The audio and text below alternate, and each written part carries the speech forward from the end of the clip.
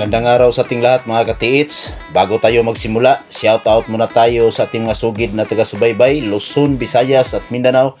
Kahit saang sulok ka man ng mundo mga katiits, shoutout sa inyo dyan.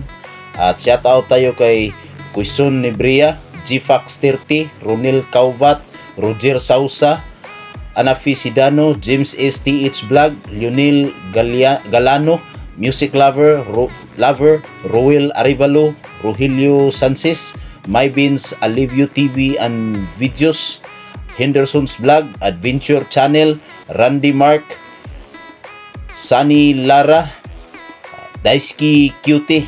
At para sa mga kaibigan nating Hapon mga katiits, Soko ni Iro Minasan Yuichi Nichiwo. At ito mga katiits, ang mga subscriber, mga sulit ng mga subscriber mga katiits, at shout out sa inyo dyan lahat mga katiits. At dito mga katiits, ang stone map na nakikita natin na napakaraming ipahiwatig. Itong klaseng stone map mga katiits, ina-upload ko lang to sa YouTube, sa channel ko mga katiits, kasi baka mayroong mga stone map na kahalintulad nito. Dito mga katiits, banda east, ang mga 400 meters mga katiits, ang pinakamalaking kampo ng mga Hapon mga katiits. Diyan banda mga katiits. At dito walang markers na makikita natin, walang stone map na makikita natin mula sa kampo ng mga Hapon, kundi dito sa west. Itong stone map na to mga katiits, pinadala ko sa mentor kong Hapon mga katiits, at pinasolve ko sa kanya kung ano ba ang ibig sabihin ng stone map na ito. Ang sinabi niya, ito ay scattered buried treasure, ang sabi niya na stone map, na sa tingin ko mga katiits, kung mayroon mang mga stone map na katulad nito, ay hindi ito marami. Pero kung mayroon man din na stone map na makikita nyong katulad nito, sana may idea na kayo kung saan kayo banda maghanap. At ang kampo ng mga Hapon mga katiits, ang bundok, ay katulad nito. Yan. At may guhit siya dyan. Ang ibig sabihin daw nito mga katiits ay ang pinakamalaking deposito ay nasa bundok na kinakampuhan ng mga Hapon. Kasi ito ang kampo ng mga Hapon mga katiits. Ito ay ganito ang bundok ng kampo ng mga Hapon.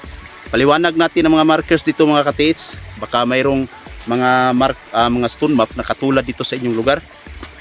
At dito sa baba na bahagi mga katiits, yan, ito mga katiits, may araw, may 4 na spokes. Yan, sa ganitong klaseng spokes mga katiits, hindi ito sukat. Kung di, kasi ito ay nakakombinasyon sa lahat ng mga markers dito mga katiits, ito hindi sukat. Ito ang tahaki natin na 4 na direksyon. East, ito ay sa east mga katiits, ito ay sa west, at ito ay sa south, at ito ay sa north. At yan ang tatahaki natin, kasi ito ay scattered buried treasure, sabi ng mentor kong Hapon mga katiits. Pinasolve ko to sa kanya. At itong dalawang arrow mga katiits, at may box dito, yan, may box dito, at dalawang arrow, ito ay nakaturo sa pinakamalaking deposito dito, sa main depot dito. At ito mga katiits, kung kumpasan natin, insakto, tatama ito sa pinakamalaking sa kampo nila. At sa baba na bahagi mga katiits dito, may D na one-sided arrow din, may one-sided arrow dito. Itong porsyon na to mga katiits, hanapin natin dito sa baba, dito sa baba nito. At ang iba pang hanapin natin mga katiits, ito, 3 marker, ito ay kahoy mga katiits, na marker mga katiits. Hanapin din natin to. At ang combination of marker nito mga katiits, na confirmation marker nito, nasa 4 na direksyon tayo maghanap. Dito sa gilid mga katiits, yan, yan ay number 4. Yan, ang number 4 mga katiits, kung titingnan natin, kung ito ay nag-iisa lang, sa north tayo maghanap nito. Kumpasan natin to at patungo tayo sa north. Kung nag-iisa lang to, at dalawa ang direksyon nito mga katiits, sa north or dito, ito ito ay maging pointer din patungo rito. At yan ang mga hanapin natin dito mga katiits.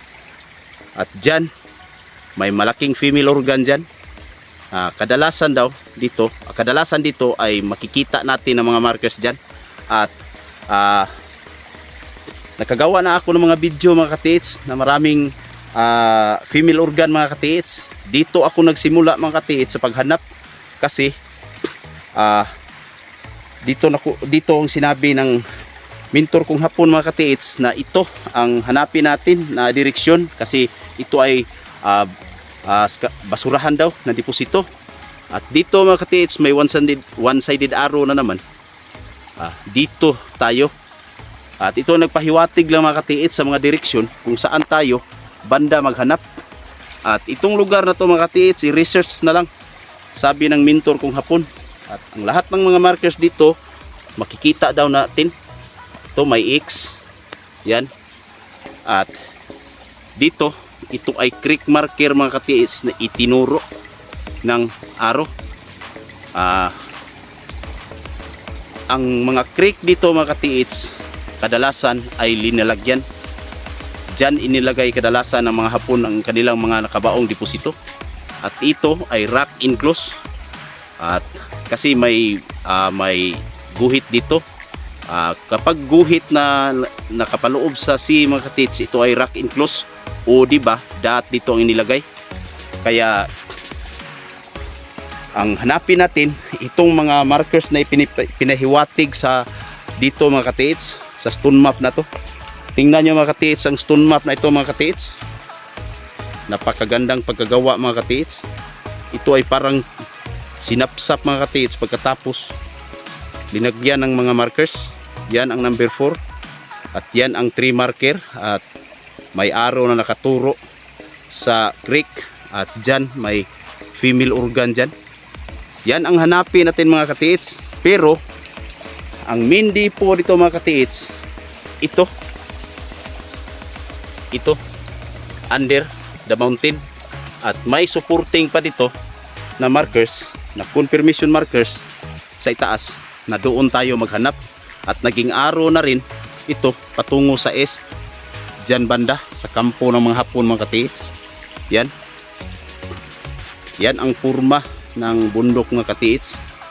Ginagawan ko na lang itong video, gumagawa ako ng video nito mga katiits para makapagbigay gabay sa inyo kung mayroon man kayong markers na makikita, stone map na katulad dito. Tandaan nyo mga katiits, ito ay scattered buried treasure map. Ito ay mapa ng basurahan sa lugar na ito mga katiits. At sana mga katiits, lubusan yung maintindihan at maunawaan ang mga video ko at makapagbigay gabay rin sa mga kapwa ko treasure hunter sa buong Pilipinas mga katiits, Luzon, Visayas at Mindanao. Kasi ang mga Hapon mga katiits, halos daw lahat ng parte ng Pilipinas napuntahan na nila at nabaunan nila ng kayamanan. Yan mga katiits. At napakagandang pagkagawa ng mga markers mga katiits. Yan. At kung nagustuhan ninyo ang video na ito mga katiits, sana i-subscribe nyo ang channel na ito at i-hit ang notification bell para updated kayo sa mga bago kong videos. At hanggang dito na lang mga katiits, maraming salamat sa panonood.